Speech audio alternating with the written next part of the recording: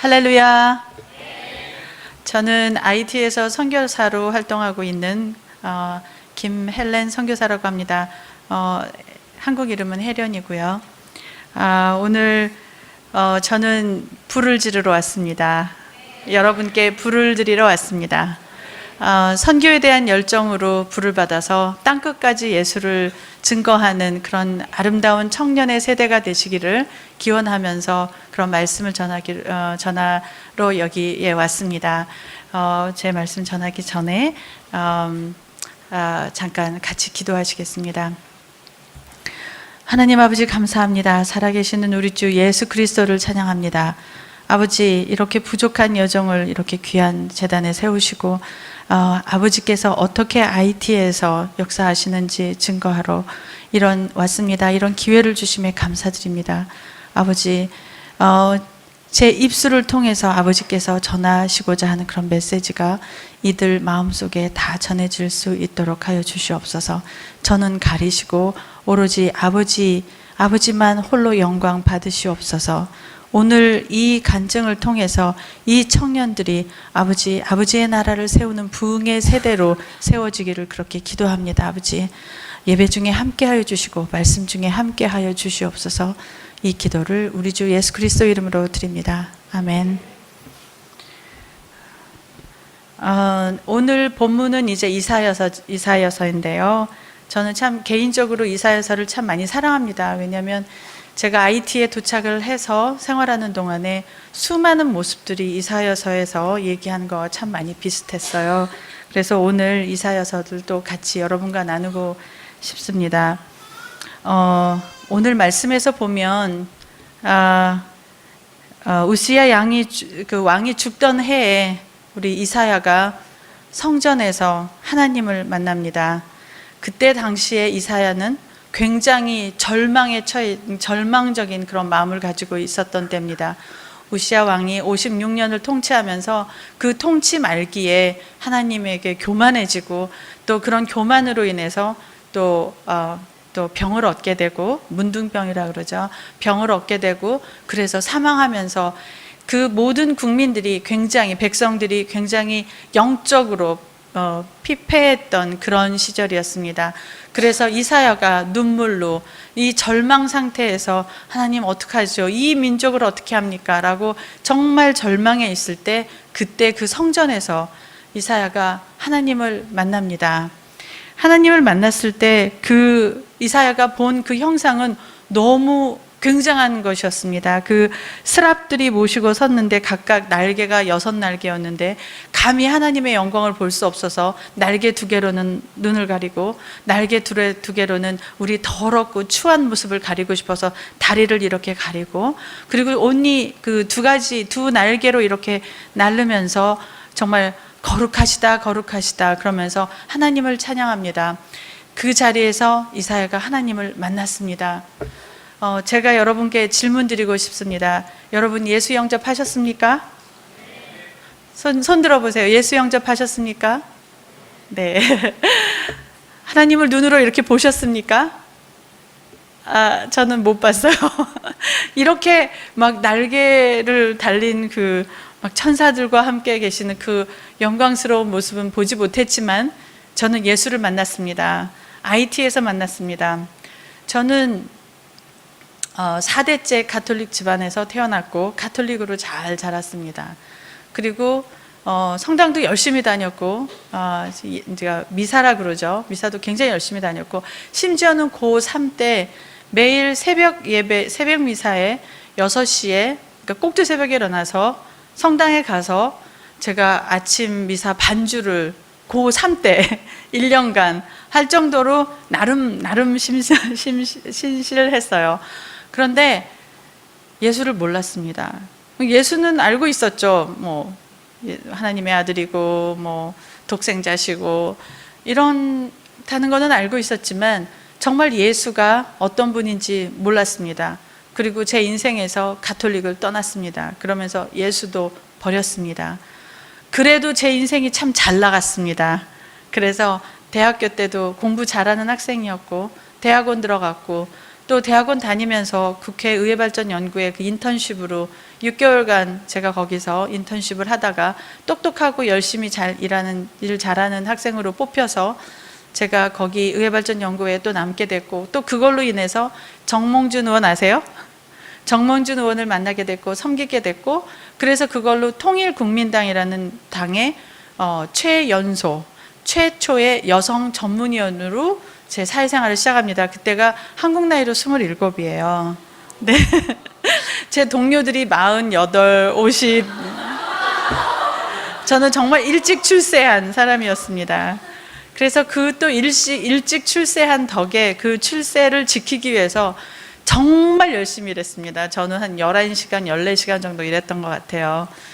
그 여자라는 한계, 나이가 어리다는 한계, 그런 거를 극복하기 위해서 굉장히 열심히 일을 했고, 또 국민당이 실패했습니다. 그래서 저는 이제 한국여성경제인협회라는 곳으로 옮겨가서 사무국장을 하면서 연 예산 1억밖에 안 되는 그 단체를 6년 뒤에 연 예산 100억이 넘는 단체로 만들었고, 회원수가 80명밖에 안 되는 단체를 회원수가 몇천 명이 되는 단체를 6년 만에 만들었습니다.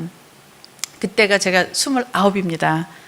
예, 그리고 저는 여성으로 태어난 게 너무 싫었어요. 이 땅에 여자인 게 싫었어요. 왜 나는 여자로 태어나가지고 저 남자들이 저렇게 무시하는 꼴을 당하고 살아야 될까? 늘 저는 불만이 많았습니다. 그래서 여성들에게 힘을 갖고 여성들이 당당하게 일어나는 길은 오로지 경제적인 지위밖에 없다. 그래서 정말 저는 여성의 경제적인 지위를 향상시켜주기 위해서 열심히 일해가지고요, 여성경제인협회에서 여성경제인 진흥에 관한 법도 만들었습니다. 여성의 경제인의 날도 만들었습니다. 여성경제인 표창도 만들었습니다. 여성경제인 산업박람회도 만들었고요. 그러면서 그런 일들을 쭉 해오면서 사람들이 다 불가능해, 헬렌 하지마, 헬렌아 하지마. 그러면 제가 그랬어요.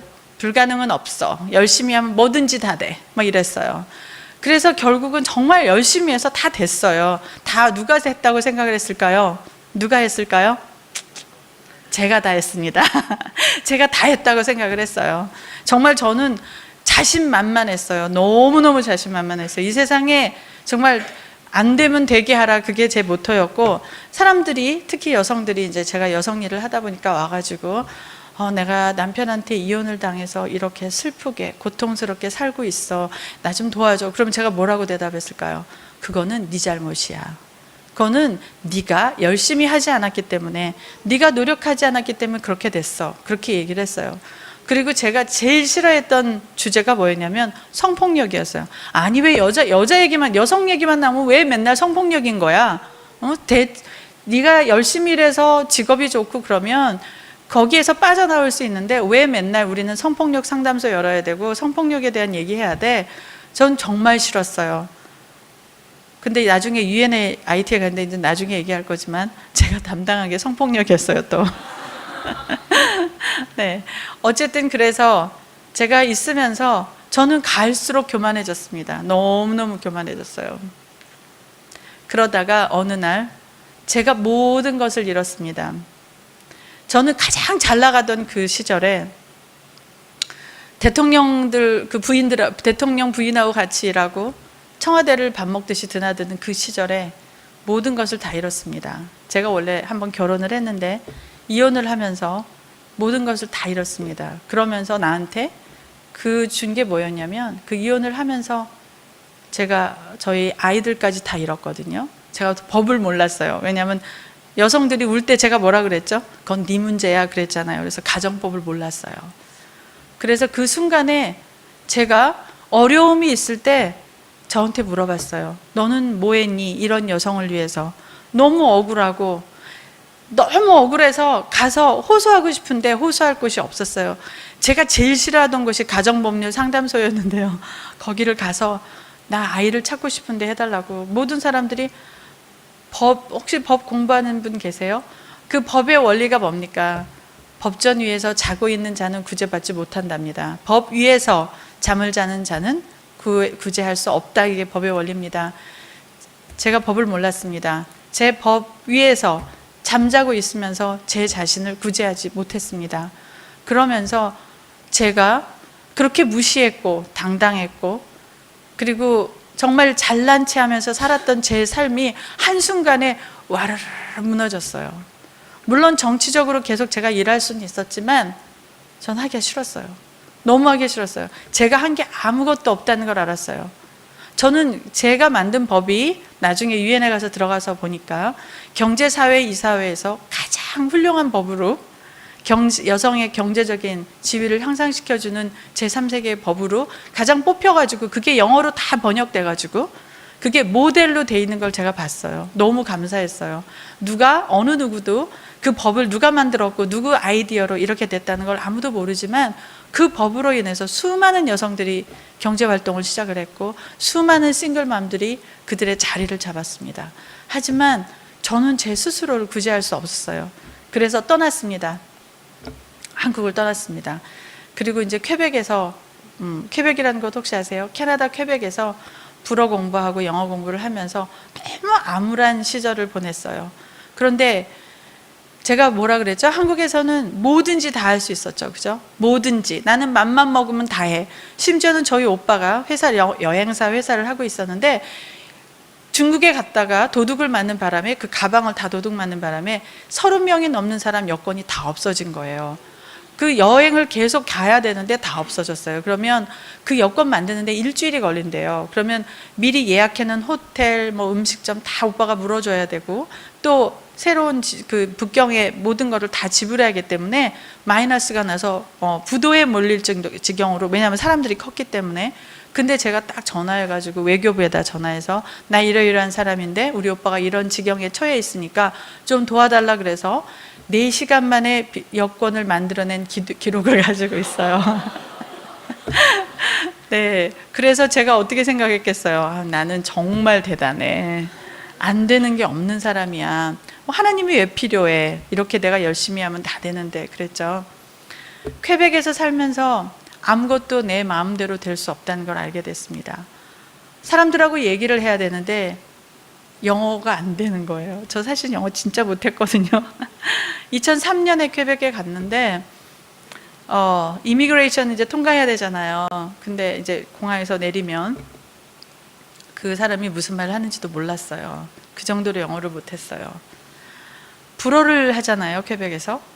불어는 더 못 알아들었죠, 그죠? 그리고 이제 아르바이트를 하고 싶어서 갔더니 너는 너무 늙었어 이러는 거예요. 37이었거든요. 한국 나이로. 37에 영어도 못해, 불어도 못해. 그래서 제가 막 이력서를 쫙 만들어가지고 내가 이러이러한 사람이거든, 내가 이런 일을 했거든 막 그러면서, 그러니까 나 이 직업을 줘. 그랬더니 뭐라 그랬을까요? 그 사람들이 So what? 그래서 뭐 어쨌다고, 네가 뭐 거기서 그렇게 잘 나간 거하고 우리가 무슨 상관이 있어? 너는 내가 하는 말도 못 알아듣는데. 말도 마음대로 할 수 없었어요. 그리고 법적인 지위가 뭐였을까요? 학생 신분이었죠, 그렇죠? 아무것도 할 수가 없었어요. 그러면서 제 인생은 너무 꼬이기 시작하는 거예요. 사람들이 사기를 치고 여자 혼자니까. 과부가 됐습니다. 과부가. 누가 보살펴 줄 수 없는, 갈 곳이 없는 그런 과부가 돼가지고 하루하루를 너무 어렵게 사는데 전 이해가 할 수가 없었어요. 하나님, 제가 이제 카톨릭이었으니까 기도할 때 그냥, 비록 카톨릭은 떠났지만 기도할 땐 하나님 기도를 했죠. 하나님, 저는 한국에서 착한 일을 한 것밖에는 없습니다. 많은 여성들을 도왔고 부도가 나는 기업들을 살렸고 법을 만들었고, 그런데 왜 저를 이런 지경에 빠지게 하십니까? 근데 그 절망 속에서 점점 제 입에서 기도가 나오기 시작하고, 아, 하나님 계시는군요. 거기까지 왔습니다. 그러다가 하나님, 저는 저 평생을 사람을 돕는 일에 살고 싶었는데 이제는 이 구렁텅이에서 저를 빼내셔서 제 평생 꿈이었던 유엔에서 일하게 해주세요. 이제는 영어도 할 줄 알고 불어도 할 줄 아니까. 그 고통 속에서 저 영어하고 불어를 다 배웠어요. 그 짧은 시간에. 그래서 유엔의 시험을 보기 시작했습니다. 한 번 보고 떨어지고, 그러니까 떨어지니까 희망을 가지고 또 보고 그랬죠. 그러다가 IT 지진이 났을 때 CNN을 보면서 그래서 저기야, 하나님, 나 저기 가고 싶어요. 저기 보내주세요. 그리고 나서 4월 말에 제가 전화를 받았습니다. 유엔에서 거기를 가라고. IT를 가라고. 제 기도가 다 들어졌죠. 그래서 또 얼마나 또 기고만장해졌겠습니까? 야, 나는 선택받았어. 기도했더니 들어줬잖아.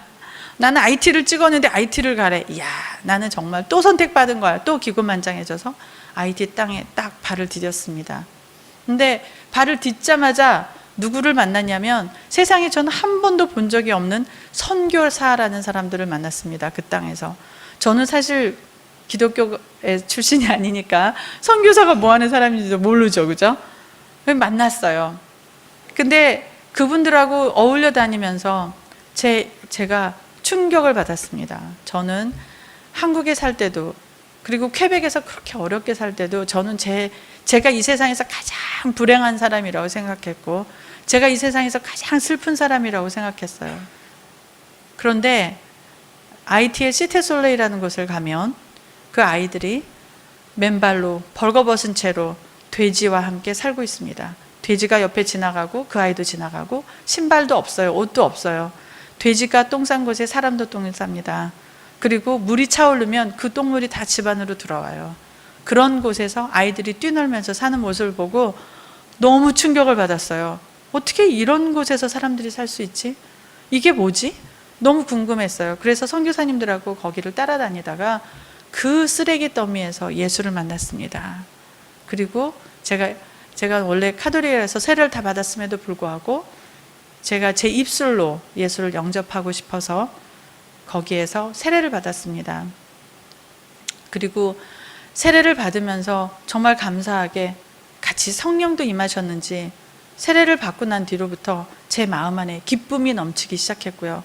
그 기쁨을 주체를 하지를 못했고요. 제가 제일 싫어하는 게 뭐였겠어요? 예수쟁이들.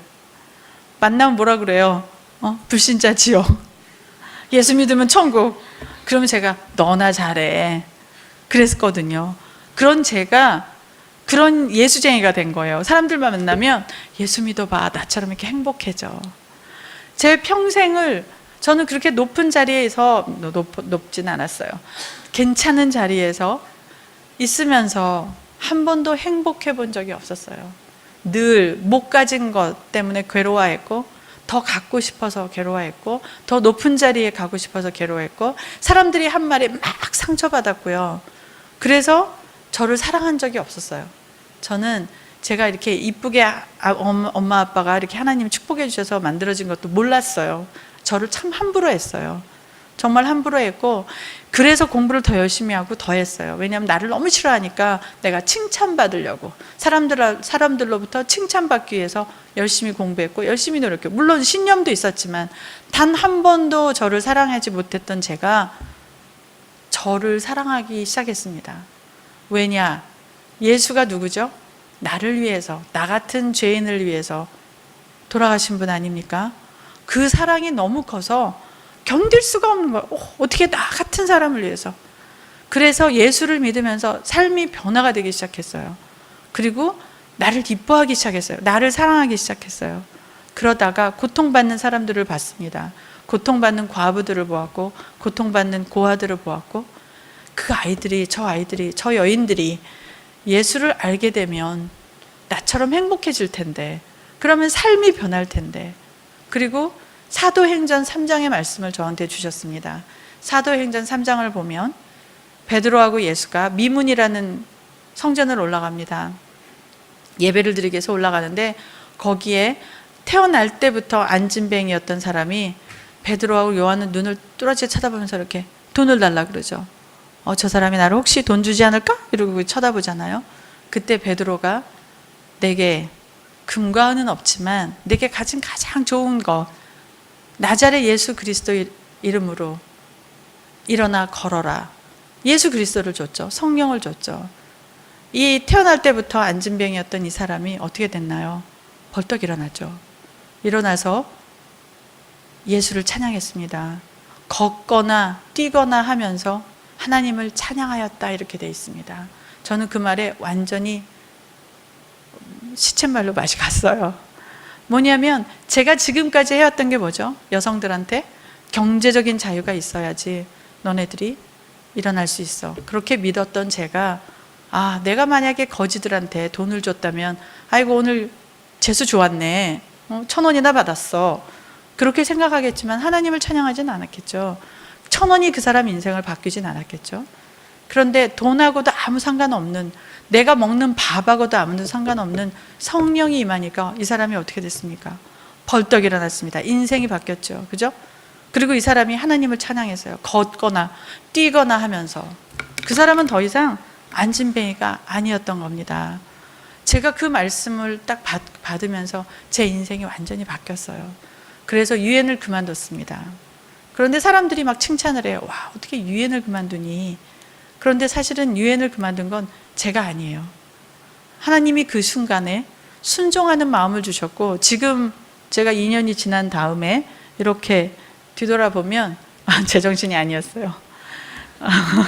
지금 하라고 그러면 못할 것 같아요. 그렇게 하나님께서 전적으로 강권적으로 제 정신을 혼미하게 하셔서 그 유엔 직원들 앞에서 이렇게 유엔 본부에서 예수를 증거하면서 나는 예수를 증거하러 아이티로 돌아간다. 그랬을 때 저 동료들이 그랬어요. 너는 nobody가 될 거야. 그랬어요. You will be nobody on the street. 그랬어요. 저한테. 그래서 제가 뭐라 그랬겠어요? No, I have Jesus. 그리고 돌아왔어요. 그래서 단체를 만들었습니다. 다시 말씀으로 돌아가서, 여러분 예수를 영접하셨다고 그랬죠? 예수를 만났다 그러셨죠? 어떤 만남이 있으셨습니까? 뜨거운 만남이셨나요? 여기에 보면 그러니까 하나님 딱 영접하고 이사야한테 나타난 그 다음 현상은 뭐냐면 회개입니다. 회개가 일어났어요. 이사야가 회개를 합니다. 나같이 죄 많은 사람을, 내 입처럼 이렇게 내 입이 너무 더러운 사람을 어떻게 하나님을 보게 하십니까? 하나님을 만나셨습니까? 예수를 영접하셨습니까? 그러면 여러분 안에 뜨거운 회개가 있어야 됩니다. 내 죄가 보이기 시작하고 그 죄 때문에 못 견디고 그 죄 때문에 하나님 앞에 엎드리게 됩니다. 저도 그 과정이 있었습니다. 예수를 만난 다음에 저 뱃속에 정말 창자 속에 묻고 묵은 모든 죄들이 슬금슬금 올라와서 토해지기 시작하는데 견딜 수가 없었어요. 몇 날 며칠을 눈물로 쏟아 부으면서 회개했습니다. 그 회개를 통해서 제가 정말 하나님이 얼마나 나를 사랑하시는지를 더 가깝게 알았습니다. 여러분 회개가 있으셨습니까? 혹시 예수를 만났는데도 아직도 회개가 없으시면 회개하십시오. 하나님께서 가장 축복하시는 게 회개입니다. 회개가 있어야만 예수가 들어올 구멍이 생기거든요. 내 안에 가득 차면 회개가 없으면 내 안이 가득 차서 예수가 들어올 구멍이 없죠. 그렇죠? 그래서 회개가 일어납니다. 그래서 이사야도 이날 회개를 합니다. 나는 내 입이 너무 더럽다. 이렇게 회개를 합니다. 그런데 여기서 잠깐 한 가지 더 나누고 싶은 게 뭐냐면, 우리가 죄를 질 때 가장 쉽게 짓는 죄가 뭘까요? 입으로 짓는 죄입니다. 말로 짓는 죄. 그래서 성경에서는 마태복음에서도 보면 내가 너희에게 이르노니 사람이 무슨 무익한 말을 하든지 심판날에 이에 대하여 신문을 받으리니 내 말로 의롭다 함을 받고 네 말로 정죄함을 받으리라 그랬습니다. 너의 입. 그리고 또 야고보서에서도 성경은 말에 실수가 없으면 온전한 사람이라고 본다 그랬습니다. 우리가 얼마나 일상생활에서 말로 그렇게 죄를 집니까? 어쨌든 이사야가 회개를 합니다. 그럴 때 스랍 중에 하나가 부젓가락으로 제단에서 내려와서 숯을 이사야 입에다 대면서, 보라, 이것이 내 입에 닿았으니 내 악이 제하여졌고 내 죄가 사하여졌나니라. 우리가 회개할 때 우리 죄가 비로소 사함을 받죠. 하나님 안에서. 그렇죠? 이제 죄도 사함을 받았습니다. 그리고 이제는 뭡니까? 무슨 일이 일어났습니까? 예수 영접했습니다. 그리고 내 죄도 고백을 했습니다. 그리고 내가 정말 정죄함도 받았고 사랑도 받았습니다. 그 다음에 일어난 게 뭔가요? 부르심입니다. 부르심이 있었습니다. 그래서 주께서 이르시되 내가 누구를 보내며 누가 우리를 위하여 갈고 하시니, 반드시 예수를 영접하고 회개가 일어나면 부르심이 옵니다. 여러분에게도 각자의 다 부르심이 있습니다. 그 부르심이 있습니다. 어떤 사람에게는 선교사로서의 부르심이 있고, 어떤 사람은 목회자로서, 어떤 사람은 평신도로서 그 부르심이 다 있습니다. 그런데 그 부르심이 도대체 뭘까요? 모든 사람에게 오는 그 부르심이 다 이렇게 다르게 오지만 직분은 다르게 옵니다.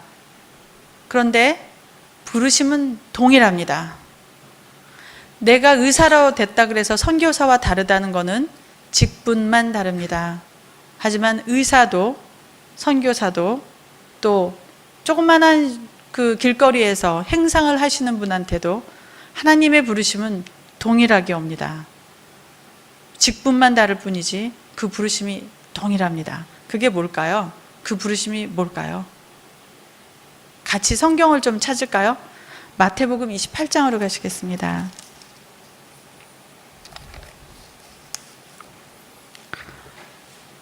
마태복음 28장에 18절에서 20절을 봐주시기 바랍니다.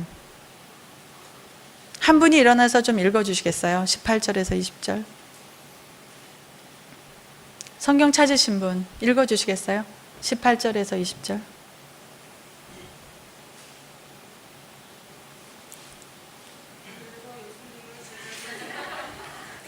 예수께서 나와 말씀하여 이르시되, 네네네네.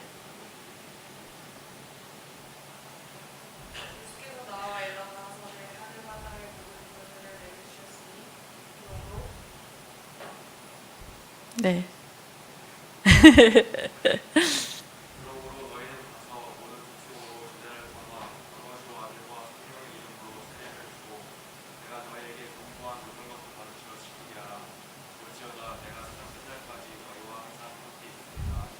아멘. 예수께서 부활하셨습니다. 죽음을 이기고 부활을 하셨습니다. 그리고 예수께서 붙잡히시기 전에 내가 죽거든 나중에 갈릴리로 와라 그러셨죠. 그래서 그 갈릴리에서 제자들을 만납니다. 그리고 첫 마디가 무엇입니까? 저희한테 준, 여기 영어로 보면 Great Commission입니다. 반드시 해야 될 거대한 명령입니다. 그게 뭐였냐면 너희는 가라입니다. 너희는 가라. 너희는 가서 모든 민족에게 가서 말씀을 전하고 제자를 삼고 세례를 베풀고 가르치고 지키게 하라 그러셨습니다. 그래서 내가 예수를 내 구세주로 고백하는 여러분은 모두가 선교사십니다. 내가 비록 선교지에 가지 않으셔도 여러분은 선교사십니다. 말씀을 전해야 될 의무와 예수를 증거해야 될 의무와 그분들이 세례받고 구원받도록 이끌어야 될 의무를 여러분들이 모두 다 가지고 계십니다. 그게 바로 부르심입니다. 그 부르심은 여기 크리스찬 모두에게 적용되는 부르심입니다. 우리가 직분은 다르게 불리어질 수 있을지는 모르지만 저희에게 하나님께서 부르시는 부르심은 동일합니다. 여러분을 선교사로 부르셨습니다. 선교사이신 여러분을 환영합니다. 선교사이신 여러분과 제가 함께 만나서 하나님께서 주신 사명에 대해서 나누는 이 순간을 축복합니다. 제가 그랬죠. 저는 불을 지르러 왔습니다. 제가 아까 불을 드리고 싶습니다. 성령은 불이죠. 성령이 임하지 않고서는 갈 수 없다 그러셨어요. 그렇죠? 사도행전 1장에 보면 너희에게 성령이 임하니. 그렇죠? 여러분들은 다 성령을 받고 권능을 받으신 분이십니다. 그러면 예수를 증거하셔야 됩니다. 그게 선교사입니다.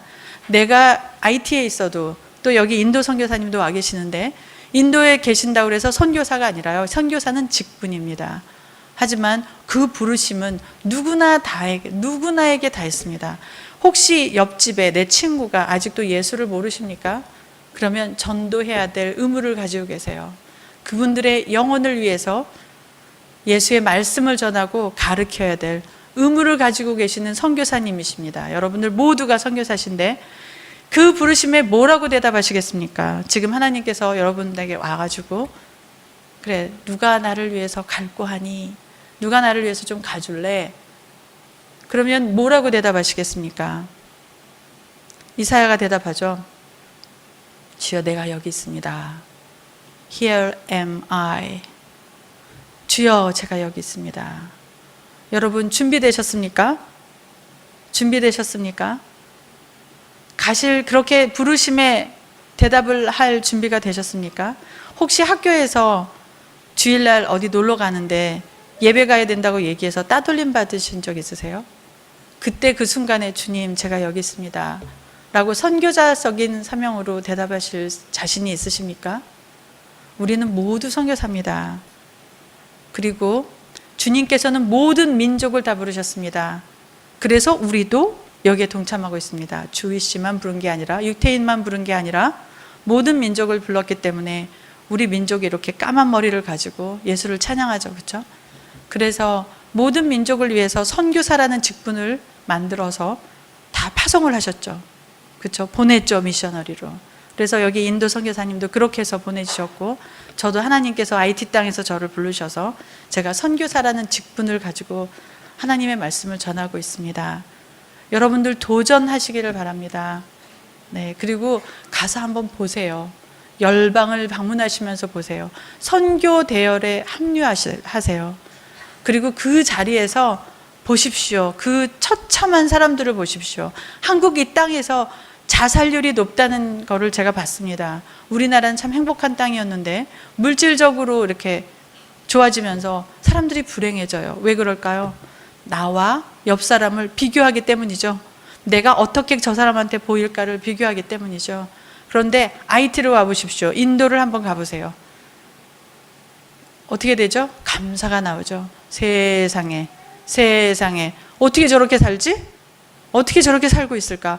어떻게 저 사람들이 저렇게 맨발로, 요만한 너무 귀엽게 생긴 아이가 그 똥밭을 뛰어다니고 있을 때 나는 뭐 하고 있지? 내가 얼마나 많은 것들을 웨이스트하고 얼마나 많은 것들에 불만을 가지면서 엄마를 비난하고 아빠를 비난하고 당신이 준 게 뭐 있어? 아니면 사회를 비난하고, 저는 한국 사회에 오면 너무 편해요. 아, 이런 나라 없어요. 저는 미국보다 캐나다보다 한국이 더 좋아요. 빨라요. 미국 캐나다 가면요, 내 토끼 간을 그냥 저기 바위에다 널어놓고 왔어. 내가 그래야 돼요. 얼마나 느린지. 여기는 막 너무 친절하잖아요. 그렇죠? 이런 천국이 없어요. 그런 사회에서 여러분 행복하십니까? 오십시오. 선교지를 가십시오. 선교는 막 우리가 막 그 사람들한테 막 뭐 주러 간다고 막 그렇게 사람들이 와요. 아니에요. 여러분들이 은혜 받으러 오십니다. 와서 그 선교지 사람들을 보면서 감사함을 배우러 오시는 거예요. 그래서 선교지 와서는 섬기십시오. 열심히 무릎 딱 꿇고 섬기십시오. 열심히. 먹는 거 불편하고 자는 거 불편하고 모기에 물리고 기뻐하십시오. 선교지 와서 잘 먹을 생각하지 마세요. 잘 생각하지 마세요. 선교사는 최선을 다해서 최고를 대접하는데 밥이 왜 이래? 잠자리가 왜 이래? 절대로 그런 얘기 하지 마세요. 선교사 뚜껑 열립니다. 네, 왜냐하면 선교사들은 그렇게 못 살고 있거든요. 여러분들이 올 때만 발전기 돌려서 전기 드리는데, 가니까 전기도 있고 뭐 대충 가서 정말 섬기는 마음으로 가십시오. 그리고 여기에 계신 분들 아직도 선교지 밟아본 적 없으십니까? 가십시오. 내년에 가십시오. 그리고 난 직장이 있고 뭐가 있고, 왜냐하면 내가 아이들하고 설악산 갈 날은 다 빼놔야잖아요. 그렇죠? 설악산에 놀러 갈 5일은 빼고, 그것도 우리 가족들하고 뭐 제주도 갈 날 한 3일 빼고, 그리고 나니까 선교 갈 날이 없어요. 그러지 마시고 모든 것을 하나님께 한 번만 드려보세요. 그리고 저희 센터에는 여러분 같은 청년들이 자기 인생의 한 토막을 드리러 옵니다. 대학교를 졸업하고 또 대학을 휴학하고 6개월에서 8개월, 1년을 헌신하고 갑니다. 그 사람들이 자기가 막 헌신하러 오잖아요. 저는 죽을 맛이에요. 왜냐하면 가르쳐야 되니까. 그래서 써먹을 만하면 떠납니다. 근데 이 청년들이 얼마나 은혜를 받냐면, 이 청년들이 하나님 안에서 아주 바로 섭니다. 바로 서는 건 둘째치고 하나님께서 축복합니다. 저희 자매 중에 하나는 의대에 떨어져가지고 자기가 제일 잘난 줄 알았는데 다른 사람 다 들어갔는데 이 처녀는 떨어졌어요. 그래서 절망 중에 왔어요. 선교지에. 그랬다가 선교 열심히 했죠. 열심히 하지도 않았어요. 아주 문제 일으켰어요. 근데 6개월쯤 됐을 때 은혜를 받았습니다. 그 자매가 런던 스쿨 오브 이코노미라는 데를 아세요? 거의 옥스퍼드 수준입니다. 거기에 IT에서 헬스 코디네이터로 있었다는 저희 레퍼런스를 가지고 대학원에 입학했습니다. 지금 WHO에서 인턴십 하고 있습니다. 콜롬비아를 꿈꾸고 박사과정 준비하고 있습니다. 그쵸? 그리고 한 자매는 왔다가 꿈을 바꿔서 심장병 의사로 지금 열심히 공부하고 있고요. 이렇게 하나님께서 여기 와서 많이 바뀝니다. 그렇게 바뀌어지고 싶으십니까? 인생의 한 대목을 하나님께 드리십시오. 가장 청춘의 가장 중요한 이 시기를 하나님께 드려보세요. 어떻게 하나님께서 축복하시는지. 그리고 순종하십시오. 이렇게 이사야가 네 하나님 제가 여기 있습니다 라고 금세 순종하듯이 순종하고 떠나십시오. 선교의 대열에 합류하십시오. 제가 너무 말이 길어졌는데요. 저희 사역 소개를 잠깐 할게요. PPT 혹시 준비됐습니까? 네. 저희 단체는 이제 제가 선교사로 헌신하면서 제가 단체를 만들었어요. 선교단체를 가서 훈련받고 선교단체에서 파송되는 줄을 몰랐어요. 아무도 안 가르쳐줘서. 그래서 그냥 만들었어요. 그래서 Development for Freedom International이라고 단체를 만들었습니다. 다음 장 보여주세요. 그리고 저희 단체는 지금 제가 선교사를 헌신하면서 저는 시쳇말로 배워먹은 도둑질이 뭡니까? 조직하고 만들고 막 이런 거잖아요. 딱 시작하면서부터 미국에다 등록하고 캐나다에 등록하고 IT에 등록했습니다. 그래서 등록된 단체입니다. 다음 보여주세요. 그리고 저희 사역을 보면 하나님께서 처음에는 어디로 저를 이끄시는지를 몰랐어요. 그냥 그러니까 주시는 대로만 받았습니다. 주시는 대로만 받고 나중에 정신을 차려서 보니까 마태복음 25장 40절에 나오는 말씀대로 내 형제 중에 가장 작은 자에게 한 것이 곧 내게 한 것이니라. 그 방향으로 이끌고 있다는 것을 후에서야 알았습니다. 그래서 벌거벗고 그야말로 못 먹고 아프고 갇혀 있고 이런 가장 세상에서 가장 낮은 자인 과부와 고아들 그리고 아픈 고아들 그런 사람들을 위해서 일하고 있다는 걸 나중에서야 알게 됐습니다. 다음 장 보실까요? 저희가 지금 하는 사역입니다. 이건 생명 살리기 운동입니다. 제가 사역을 시작하자마자 의료에 대해서는 반창고에 빨간 약밖에 바를 줄 모르는 제가 심장 사역을 시작했습니다. 저는 뭐 한국하고 아무런 연관도 없이 오랫동안 살았기 때문에 아무도 모르는데 의사 선생님을 보내주셨고 또 의사 선생님들이 와서 생명 살리기를 하자 그래서 그 사역을 시작했습니다. IT에는 심장병 의사도 없고 심장병 센터도 없습니다. 심장병을 갖고 태어나면 곧 사망입니다. 그렇게 죽어가는 아이들을 살려주기 위해서 한국 의사 선생님이 오셨고요. 그리고 또 연예인들 팀들을 보내주셨습니다. 조금 이따 설명해 드릴게요. 그 다음 부탁합니다. 그래서 이 심장병을 위해서 저희가 계획을 세웠습니다. 첫 번째는 뭐냐면 심장센터를 아예 IT에다 세우자. 병원을 세워서 여기까지 저희가 지금 2012년에 8명, 작년에 10명, 올해 14명을 데리고 왔는데 올해 같은 경우는 거의 예산이 5억이라고 합니다. 14명을 살리기 위해서. 14명의 아이들과 14명의 부모들이 왔고 저희 사역자들이 같이 왔고 그거를 연예인들이 다 섬깁니다. 연예인 선교회에서. 그런데 그 5억으로 100명 정도 살릴 수 있습니다. IT에서. 근데 병원이 없어서 여기로 데리고 오는 거죠. 그래서 더 수많은 생명을 살리기 위해서 저희가 센터를 놓고 기도하고 있습니다. 그런데 제가 여기서 한 가지 잠깐 나누고 싶은 게 있습니다. 저희가 병원도 받았고요. 정부에서. 또 미국에 있는 단체에서 의료 기자재로 받았습니다. 그런데 지금 모든 게 홀드되어 있습니다. 헌신할 의사가 없으셔서요. 우리가 자녀들을 키울 때 부모님들이 너 의사 돼서 돈 많이 벌어라 그렇게 가르치셔가지고요. 선교지에서 1, 2년 헌신할 분이 참 없으세요. 그리고 사람들이 선교사로 나간다면 다 불쌍하게 봅니다. 어떡하냐. 부모들이 다 싫어합니다. 네가 거기 가면 내가 자식 연을 끊겠다 이러면서 못 가게 하세요. 그런데 선교사는 여기에서 상처받고 오갈 데 없고 능력 없어서 직장을 못 구해서 가는 곳이 아닙니다. 하나님께서 이사야가 능력이 없어서 부르셨나요? 하나님께서 이 시대에 가장 의로운 자고 가장 정말 똑똑한 이사야를 불러서 그 말씀을 전하는 자로 세우십니다. 맞죠? 목사님들 공부 못하면 여기 계실까요? 신학대 졸업 못했으면 못 오시잖아요. 그만큼 공부 열심히 하셔서 오신 거죠. 그렇죠? 선교사도 마찬가지입니다. 선교사도 준비된 자를 쓰십니다. 그리고 가면 갈수록 전문인 선교사 많이 부르세요. 왜? 내가 의사가 될 마음이 있는 사람이 오면 반창고밖에 못 붙여요. 근데 의사가 오면 어떻게 되죠? 수술해 주죠.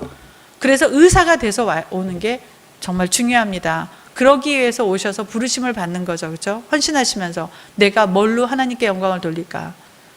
선교지는 도망 오는 곳이 아닙니다. 능력이 없어서 오는 곳이 아닙니다. 내가 가서 하나님이 주신 최선을 다하는 곳이 선교지입니다. 버려졌을 때 오지 마세요. 회복하고 오세요. 다음 장 보실까요? 뭐죠 이거는? 잘 안 보여서. 네, 그리고 지금 하는 것처럼 저희가 이렇게 환자들을 데리고 와서 한국에서 치료를 합니다. 다음 장부터 할게요. 그리고 저희 또 목표가 의사가 없어서 아이들이 너무 죽어가니까 병원을 세우고 의사를 세우고 그 다음에 그렇게 IT에서 20년에 걸쳐서 의사가 세워지는 동안에 이렇게 연예인 선교단에서 오셔서 이렇게 불러서 아이들을 치료해 줍니다. 그 다음 페이지로 갈까요? 저희 파트너입니다. God is Love Ministry입니다. 연예인들이 모여서 이런 미니스트리를 만들었어요. 미션 단체를 만들었어요. 그래서 보시다시피 왼쪽에 보면 송은이 씨 보이시죠? 개그맨 송은이? 네, 그분도 있으시고요. 제가 여기 한 분을 소개할게요. 개그맨 표현봉 씨 오셨어요.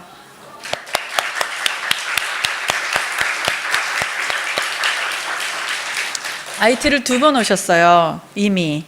그리고 이 길 미니스트리 안에서 정말 간사처럼 그냥 굳은 일 다 맡아서 찬양 사역으로 그렇게 헌신하고 계시거든요.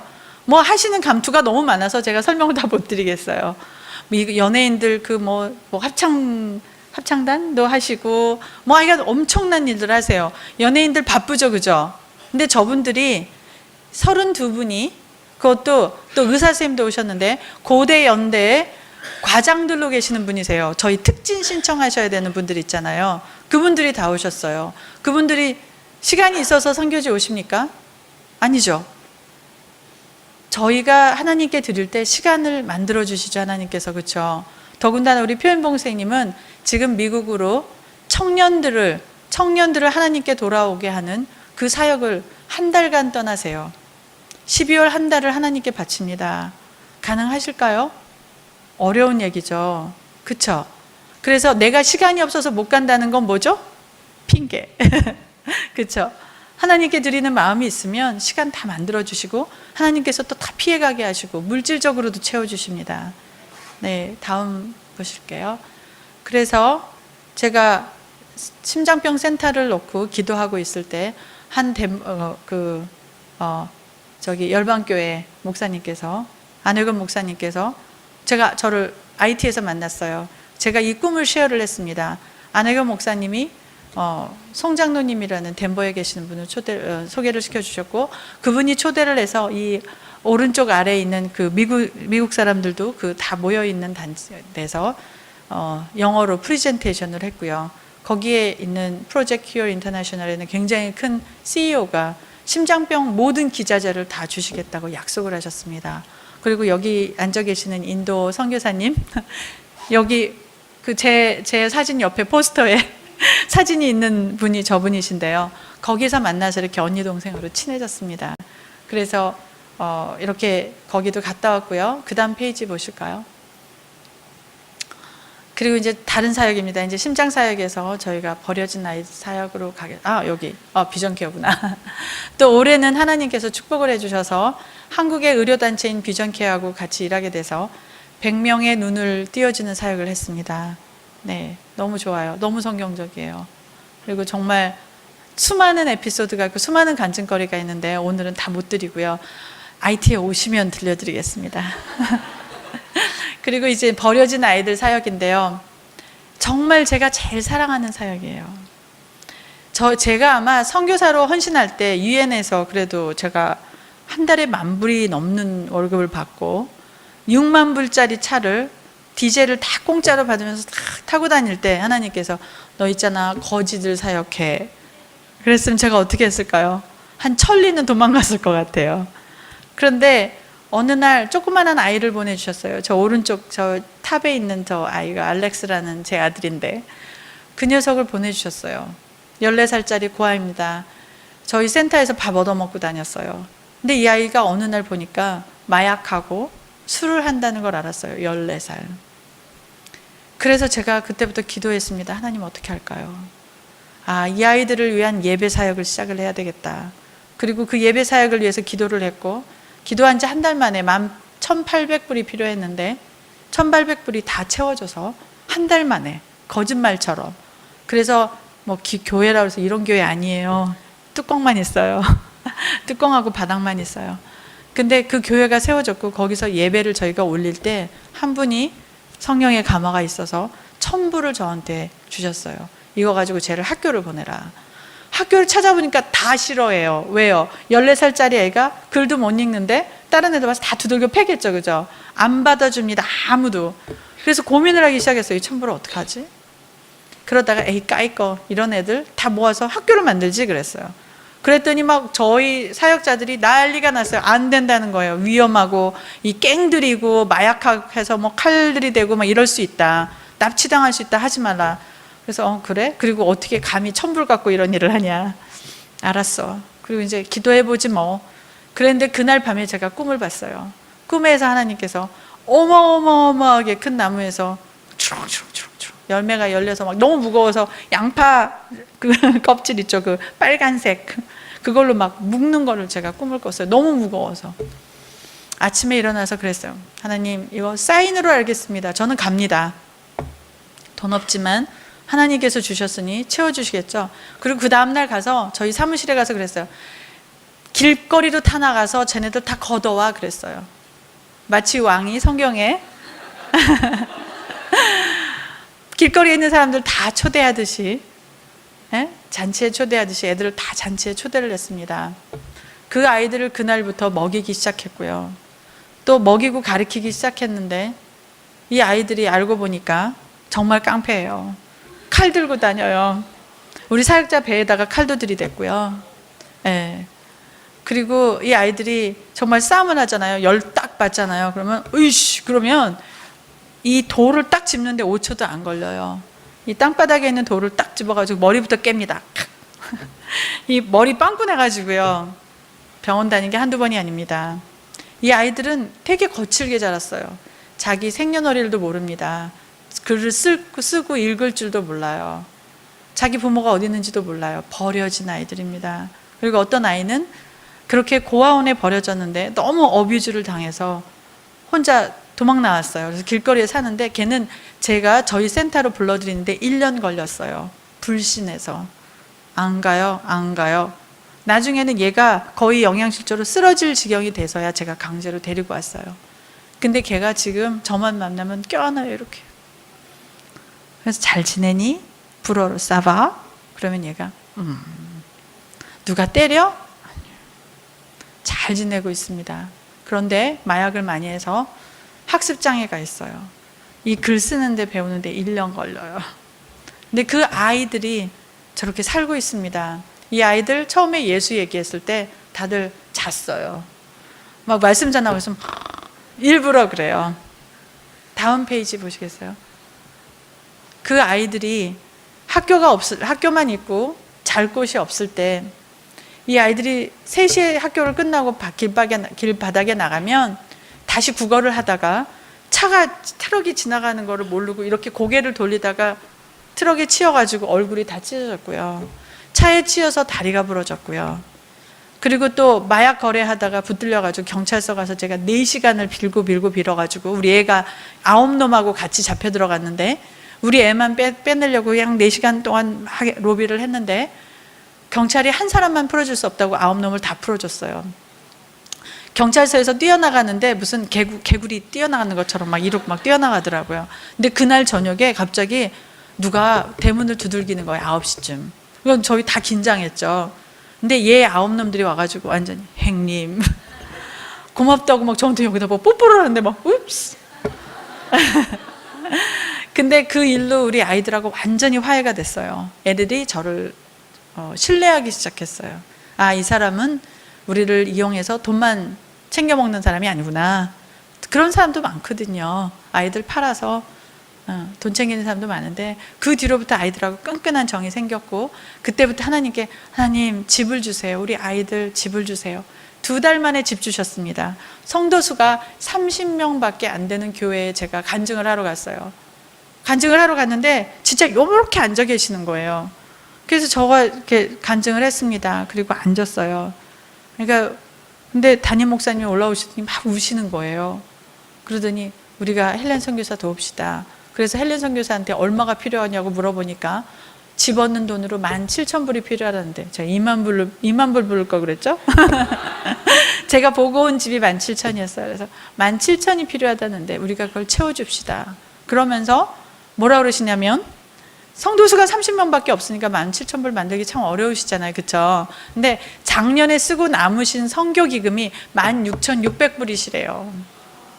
400불 그 자리에서 누가 바로 헌금해 주셔가지고요. 제가 곧바로 받았습니다. 그 자리에서 받아서 아이들 집이 만들어졌습니다.